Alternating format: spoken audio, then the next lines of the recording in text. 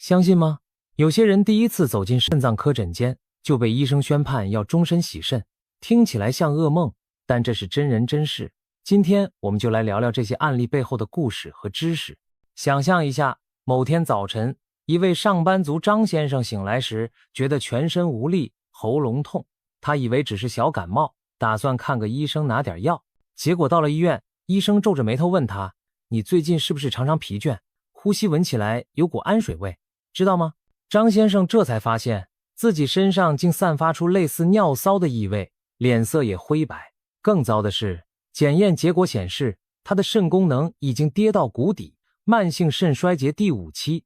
医生当场宣布，你需要立刻开始洗肾。张先生完全傻眼，早上出门前他还以为自己感冒，晚上回家却成了一名洗肾病人，这听上去十分震撼。可这样的情况并不罕见，肾脏科名医洪永祥医生就曾感叹，如果病人出现症状再来看诊，往往已经来不及了。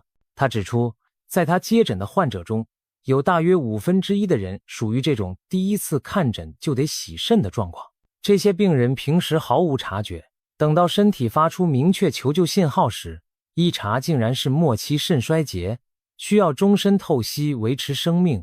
台湾因为洗肾患者特别多，甚至被称为洗肾王国，约有10万人靠洗肾生存。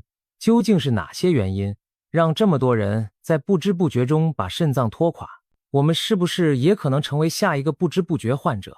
接下来就让我们从头开始揭开肾脏的神秘面纱，避免重蹈覆辙。肾脏到底有多重要？我们每个人都有2个肾脏，位于后腰靠上的位置，形状像2颗红豆。别看它们个头不大，每个肾脏大概巴掌大小，重量不到半斤，却是身体里的顶级清道夫和化学实验室。肾脏的功能包括过滤血液、制造尿液，将身体代谢废物和毒素排出体外。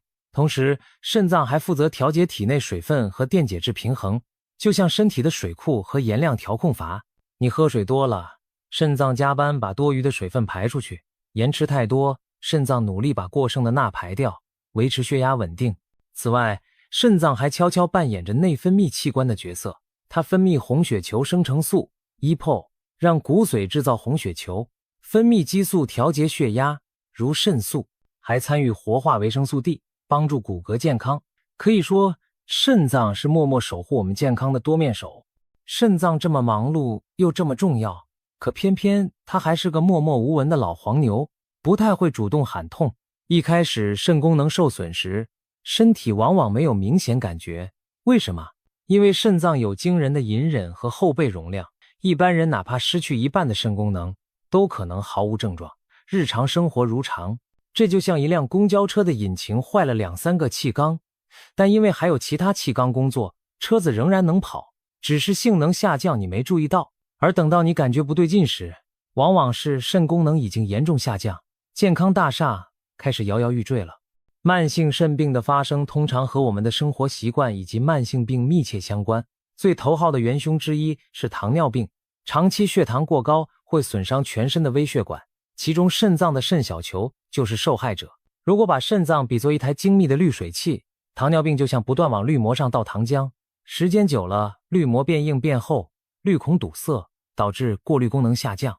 在台湾的洗肾患者中，近一半，约 46%是糖尿病所导致的肾衰竭。尤其对于东亚人，有些遗传基因让糖尿病更容易攻击肾脏。洪医生提到，第2型糖尿病有数百种基因变异，不同基因影响的器官不同。东方人常见的一种基因型，特别容易伤害肾脏的微血管，让肾小球严重受损。相对而言，欧美人的糖尿病并不一定以肾衰竭为主要并发症，更常见的是周边神经受损、腿脚麻木。第2大杀手是高血压。高压的血液长期冲击肾脏细小血管，就像水管里水压过高，时间久了，管壁会破损漏水。同样道理，肾脏的过滤单元会逐渐硬化，功能下降。高血压和糖尿病常常联手出现，都在悄悄伤肾。如果同时存在，无疑雪上加霜。此外，高尿酸和痛风、肥胖导致的代谢综合征也会增加肾脏负担。不健康的饮食习惯，如高盐、高糖、高油饮食，正在慢慢侵蚀我们的肾。现代人爱吃精致加工食品，喝含糖饮料，这些习惯让三高提早找上门，也间接把肾脏推向危险境地。除了这些慢性病，不当使用药物也是常见肾病成因之一。在被忽视的肾脏杀手中，滥用止痛药是很突出的问题。许多人有头痛、腰酸就频繁吃止痛药，比如常见的非甾体抗炎止痛药，长期不按医嘱服用，这类药物会损伤肾脏的过滤结构，造成慢性肾小管间质损害。还有一些来路不明的成药、中草药偏方，可能含有伤肾的成分，比如马兜铃酸就是臭名昭著的伤肾物质，吃了反而悄悄毁坏肾功能。曾经有喜欢偏方养生的病患自以为补肾，结果补出尿毒症的惨剧。简而言之，任何药都不能乱吃，长期过量使用都会给肾脏增加负担。平时我们甚至要留意一些隐形的威胁，像是滥用保健品、减肥药，甚至长期大量喝极高蛋白的健身代餐等，都可能超出肾脏的处理能力。你可能会问，如果肾脏受损这么严重，身体难道一点信号都没有吗？其实，早期症状非常不明显，但并非毫无征兆，只是容易被忽视。一旦进入肾病第3、第4期，身体可能开始发出一些求救信号。洪医生总结了一个简洁的口诀：泡、水、高、贫、倦。这5个字分别代表5大警讯：尿液出现许多泡沫，身体水肿，血压升高，贫血，容易疲倦。这些症状其实都是肾功能下降后的典型表现。比如说，尿液很多泡沫，可能是蛋白质漏出到了尿里；清晨眼皮、脚踝浮肿，表示体内水分排不出去；血压莫名升高，说明肾脏调节血压的功能失常；贫血和疲倦则由于肾脏不能制造足够红血球，身体毒素又堆积，让人无精打采。只不过这些症状在出现初期常被误以为是其他问题，泡沫尿可能被当成憋久了或马桶清洁剂所致，水肿被当成熬夜或吃咸了，疲倦贫血以为是工作太累，往往就这么混过去了。除了泡、水、高、贫、倦这5大信号，其实肾脏病还有5个容易被忽略的症状。第一，夜尿增多。如果你晚上频繁起夜小便，甚至每晚2、3次，可能不是喝水多这么简单，肾浓缩尿液的能力下降了。第二，抽筋。经常半夜小腿抽筋，可能和电解质钙磷失衡有关。第三，皮肤瘙痒变黑。慢性肾衰竭会让肤色变得晦暗，皮肤瘙痒难耐，这是毒素累积导致的代谢紊乱。第四，气喘胸闷。肾不好时，水分可能潴留在肺，引起气喘，或是贫血导致供氧不足，让人稍一活动就胸闷气短。第五，恶心呕吐。毒素累积到一定程度，会让人食欲不振，反胃想吐，特别是早晨刷牙时容易干呕。洪医生提醒，如果上述10种症状里，你同时中招了3种以上，那真的要提高警觉，应尽快去看肾脏科，别等病情雪崩了才重视。遗憾的是，不少人平常完全没有留意这些信号，直到身体吃不消了才就医，这就导致了像开头张先生那样的悲剧结果。他们可能长期患有糖尿病或高血压，却觉得自己没感觉不舒服就疏于控制，或者从不做健康检查，不知道肾功能早已在下滑，又或者就算体检报告上肾功能数值临界但没标红字，他们也心存侥幸，不痛不痒，应该没事吧。肾脏的沉默往往欺骗了我们，当症状明显时，肾功能常已不到正常的1/10。洪医生透露，大约 20% 的肾病患者因为没定期检查，首次就诊时已是肾衰竭末期，这类人被称为不知不觉者。换句话说，这些患者的肾病并不是一天内突然发生，而是可能已经潜伏发展了10几年，只是他们完全没有察觉或者没有重视那些蛛丝马迹。当他们终于走进诊间，等待他们的不是开点药那么简单，而是一张长期洗肾的终身饭票。当肾脏功能衰竭到无法维持人体需要时，医生会建议开始透析治疗，俗称洗肾。洗肾并不是字面意思拿水去洗你的肾脏，而是一种用医学设备替代肾脏工作的方法。正常肾脏每天24小时不间断地过滤血液，而透析则是在特定时间用人工方式清除血液中的废物和多余水分。目前主要有2种透析方式：血液透析和腹膜透析。血液透析最常见，通常每周需要做2到3次。患者手臂上会建立一个动静脉漏管，就像在血管上造了个高速公路的接口。每次透析时，连接到透析机，把血液引出体外，通过透析器的薄膜过滤废物，再把干净的血液输回体内。想象一下，就是让血液在体外绕一圈，经过一台人工肾装置把脏东西滤掉。整个过程一般要花4个小时左右。另一种是腹膜透析，在患者腹腔内放置一根导管，利用腹膜作为天然的过滤膜，每天灌入特殊的透析液到腹腔，透析液会吸收体内毒素和多余水分，几小时后再把含废物的液体排出，如此循环。腹膜透析通常患者可以在家里每天自行进行，比较自由，但需要良好的清洁习惯避免感染。无论哪种方式，透析的原理带受损的肾脏清洁血液。听起来透析很折腾人，确实洗肾对生活有不小的影响。一旦开始长期透析治疗，患者就得安排固定的时间去洗肾中心报到。腹膜透析则要每天自行换液，生活节奏必须配合治疗。很多病人每周花约12小时在透析机旁，非常消磨时间。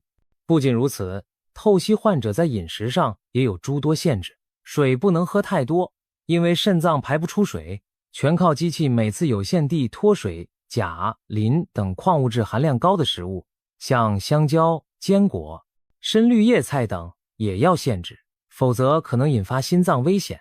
可以说，透析让人犹如背负一个沉重的隐形水桶，时时刻刻得注意别让毒素和水在身体里积太多。由于这些原因，不少人一听到要洗肾，心理压力非常大，甚至产生对洗肾的误解和恐惧。有的人觉得洗肾等于被判了死刑，认为一上了机器人，生就彻底没质量了。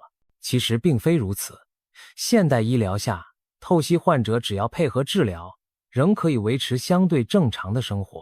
很多人透析多年依然上班工作，甚至有人完成马拉松、爬山等运动，只是需要更周全的规划和照顾身体。另一个误区是，有些患者以为透析过程很痛苦难忍，其实透析本身并不会带来剧烈疼痛，除了刚插针时有些痛感，更多的不适来自透析后的疲劳，或者偶尔因血压波动造成的头晕，但医疗团队会调整透析方案，尽量减轻这些副作用。也有人担心，一旦开始洗肾就停不下来，越洗越糟糕。事实上，对于进入末期肾衰竭的人来说，透析是维持生命的必要手段，停止透析反而会让身体迅速被毒素拖垮。当然，如果是急性肾损伤导致的短暂透析，有可能肾功能恢复后停机，但对绝大多数慢性肾衰竭患者来说，除非有机会接受肾脏移植，也就是换肾，否则透析确实需要一直持续下去。不过，这并不代表人生就没有希望。许多洗肾患者都把换肾视为终极目标，如果能等到合适的肾源，或者有亲属愿意捐肾，移植手术成功后就能摆脱透析机，重获新生。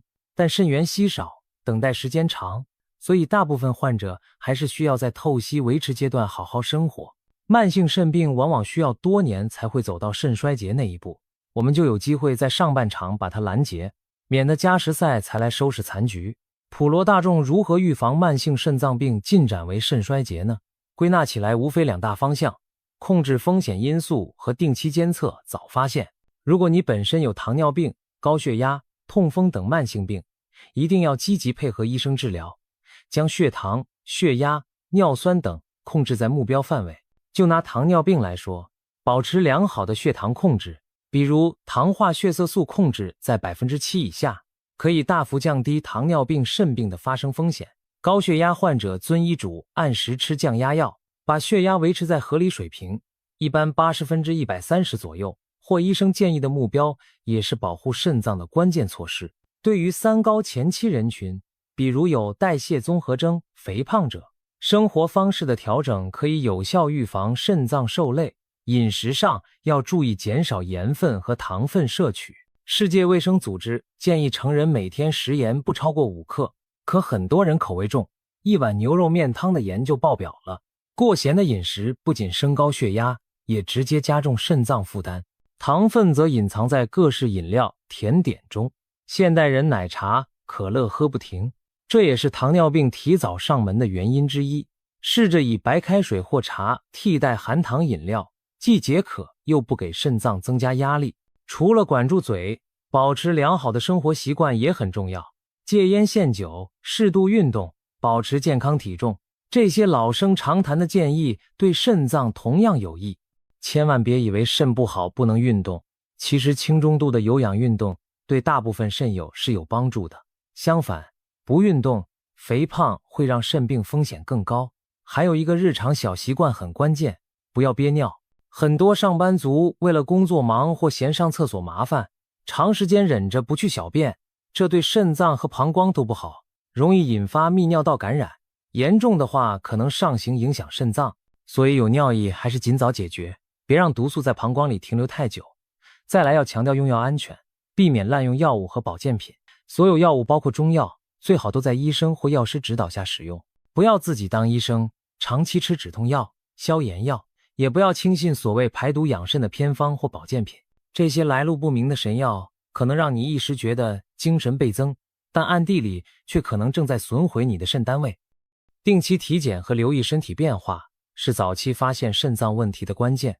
一般建议每年做一次健康检查，其中最好包含肾功能相关项目。血液检查方面要关注2个重要指标，血清肌酐和肾小球滤过率 GFR， 肌酐偏高说明肾脏滤过变差， GFR 值则直接告诉你肾功能剩余百分比。很多人拿到报告只看有没有标红字，其实即使在正常范围内，数值的趋势也值得注意。如果你的 GFR 比去年下降了，比如从90降到70，虽然还没低到标红，你也需要留心肾功能正在走下坡，检讨生活习惯并进一步检查。另外，尿液检查同样重要，常规尿检可以发现尿蛋白、潜血等异常，是肾病早期最敏感的信号之一。有些人嫌验尿麻烦就不做，那可不行。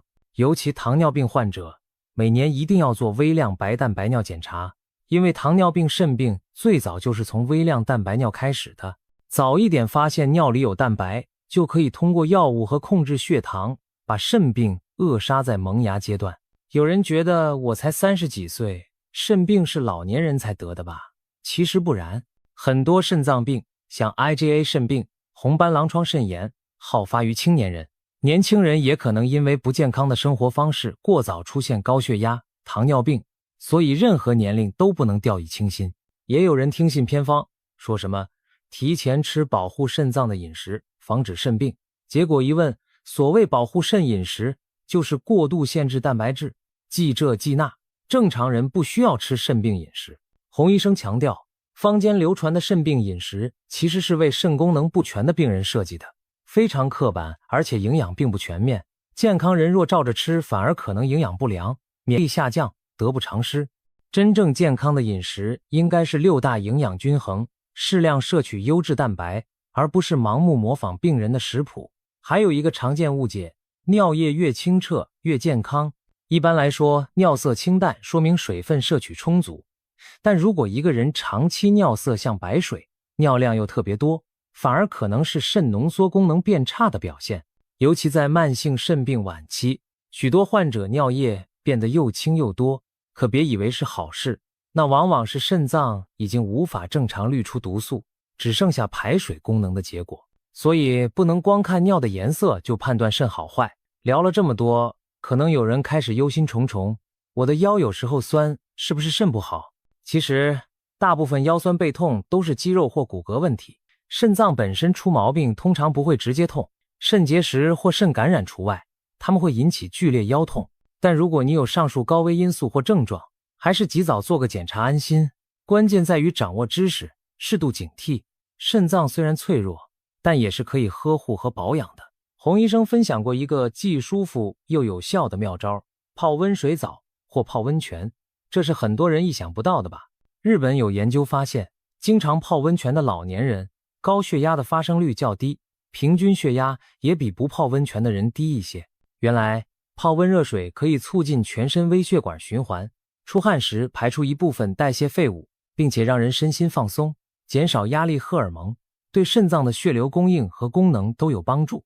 不过泡温泉也有注意事项，水温不要太高太烫，水温最好控制在38到42摄氏度左右，避免过度刺激。泡汤前先补充一杯水，防止出汗过多造成脱水。如果正处于发烧、伤口感染或肾炎急性发作期，就暂缓泡澡，以免加重负担。而正在透析的患者，刚洗完肾，身体比较虚弱，也不宜立刻泡温泉，最好隔天再进行。而且泡汤时间以15分钟为宜，不要过长。说到底，照顾肾脏没有什么灵丹妙药，靠的是平时一点一滴的正确习惯和警觉。最后，让我们再回顾一下开头的故事。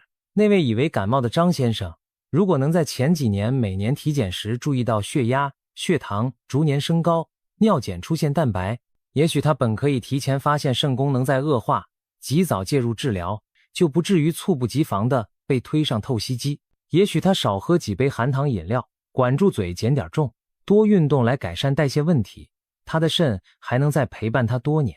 所幸张先生开始透析后并没有放弃生活，他调整心态，积极配合治疗，同时努力控制饮食和血压血糖，希望有朝一日能等到换肾的机会。对于我们广大观众来说，更应该引以为戒，别等到身体亮起红灯才想起肾脏的重要。今天聊了这么多，你是否对默默工作的肾脏有了新的认识？希望我们都不要成为那个第一次看诊就得洗肾的不知不觉的人。现在就行动起来吧，关爱自己的肾脏，从日常小细节做起。毕竟身体发出的微弱讯号都是在提醒我们，嘿，我的肾还好吗？记住，守护肾脏健康，就是在守护未来的自己。